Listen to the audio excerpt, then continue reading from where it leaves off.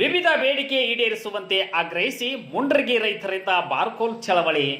ಗದಗ ಜಿಲ್ಲೆಯ ಮುಂಡ್ರಗಿ ಪಟ್ಟಣದ ತಹಶೀಲ್ದಾರ್ ಕಚೇರಿವರೆಗೆ ಪಾದಯಾತ್ರೆ ನಡೆಸಿ ರೈತರ ಬೃಹತ್ ಪ್ರತಿಭಟನೆ ನಡೆಯಿತು.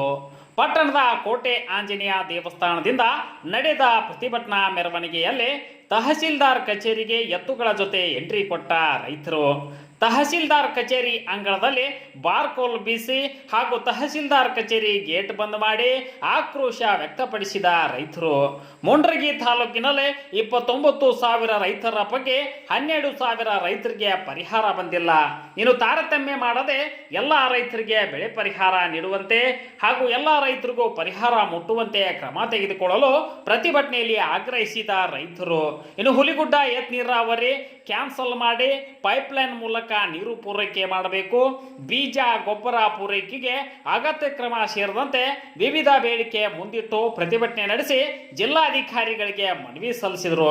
ಇನ್ನು 1 ವಾರದ ಒಳಗಾಗಿ ತಮ್ಮ ಬೇಡಿಕೆಗಳು ಈಡೇರದಿದ್ದರೆ ಗದಗ ಜಿಲ್ಲಾ ಕಚೇರಿ ಮುಂದೆ ಪ್ರತಿಭಟನೆ ಮಾಡಬೇಕಾಗುತ್ತದೆ ಎಂದು ಕರ್ನಾಟಕ ರಾಜ್ಯ ರೈತ ಸಂಘ ಎಚ್ಚರಿಕೆ ನೀಡಿದರು.